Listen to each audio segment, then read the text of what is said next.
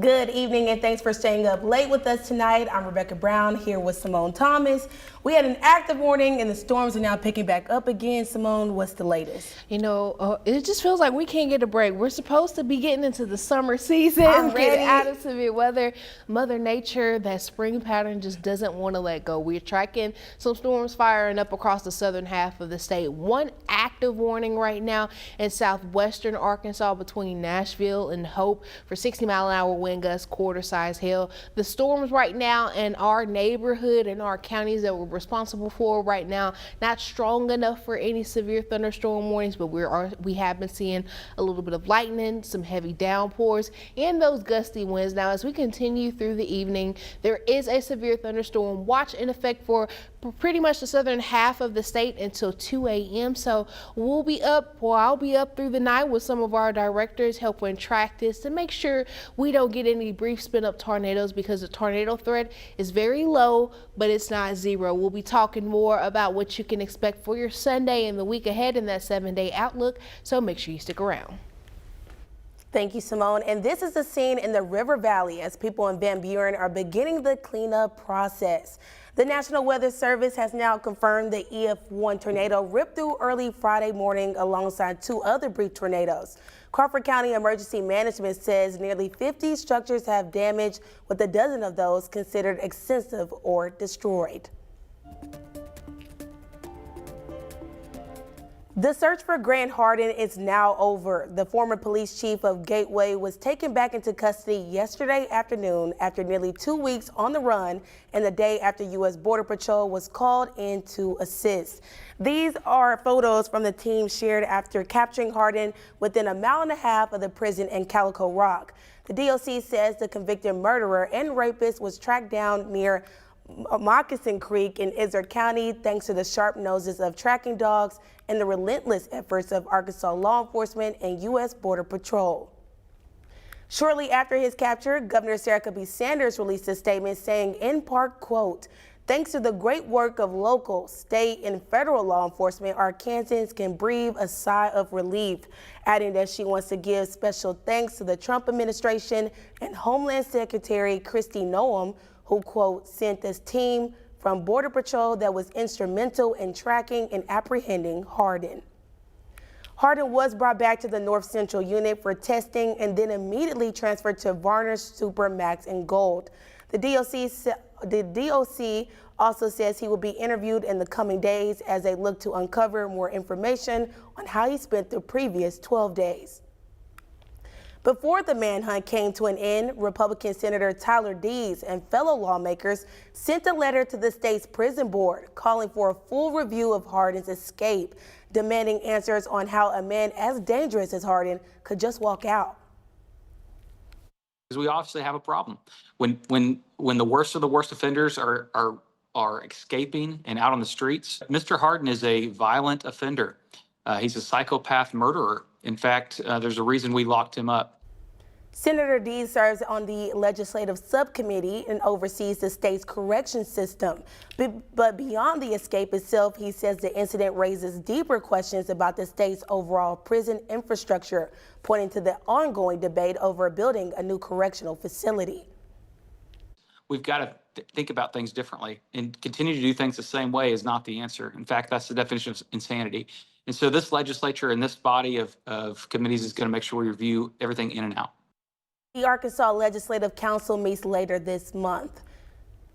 Meanwhile, Latavius Johnson, a man who has been on death row since 2014, was found dead yesterday afternoon at the same Supermax facility that Hardin is at now.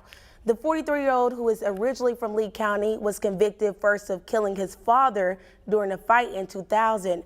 12 years later, he killed prison guard Barbara Esther with a shank and was convicted of capital murder. The announcement from the DOC, however, did not say how he died. Over in Conway, the search for the two final suspects in the Deadly Park shooting is closer to an end as one of the two brothers was caught last night. 21-year-old Kedrick Johnson is now behind bars. He was found at a home in Pine Bluff after 54 days on the run. He faces 2 counts of capital murder and 9 counts of attempted capital murder, along with terroristic act charges. He was also believed to be with his brother Kamari Johnson in Pine Bluff, but tonight he is still on the run as the last remaining suspect. If you have any information on where he may be, you're asked to call police. It was a big night in Fayetteville as the Diamond Hogs took on Tennessee, looking to take control of the best-of-3 series with a trip to Omaha on the line. Nick Luttrell is at Baum Walker with more on how they were able to take the game. Nick. Well, hey, Rebecca. Yeah, Arkansas doing what they needed to do tonight, taking down Tennessee in game 1 of the Super Regional 4-3. And obviously, the players brought the energy, they brought the hype, and that was led by Zach Root, a phenomenal performance out of him. But the fans brought the energy as well, and that was something that Tennessee head coach and former Arkansas assistant Tony Vitello made mention of in the post-game press conference. Because you're going to have to make it to the MLB, probably World Series, to match kind of what we had going on here today. They were the same when I was here.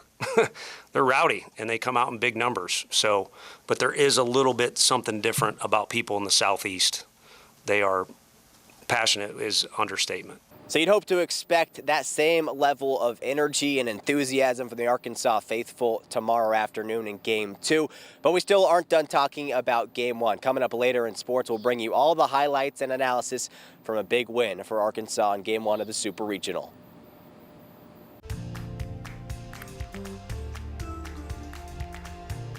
Hot Springs High School opened its doors in 1967, meaning it's seen a lot of students. Sadly, that era is coming to an end, but before it does, some of its former students are taking one last blast to the past. Tonight, THV11's Maya Ellison shows us the magical moment while also learning more about the building's history. For former students of Hot Springs High, today is a special day. They take a trip down memory lane, walking the halls they once filled for the very last time. It's a little bit sad, but it's really exciting too. Bittersweet is the only word that came to mind for students that walk through these doors, remembering legacies that ran deep at Hot Springs High. 3 generations, class of 67. My husband was class of 87. I was class of 88. My kids were class of 2014 and 2018. My sister was 93 and my brother was 2001. I am a member of the very first graduating class of Hot Springs High in the year of 1969. Those journeys come to an end as the school is set to face demolition. But that doesn't mean all is forgotten.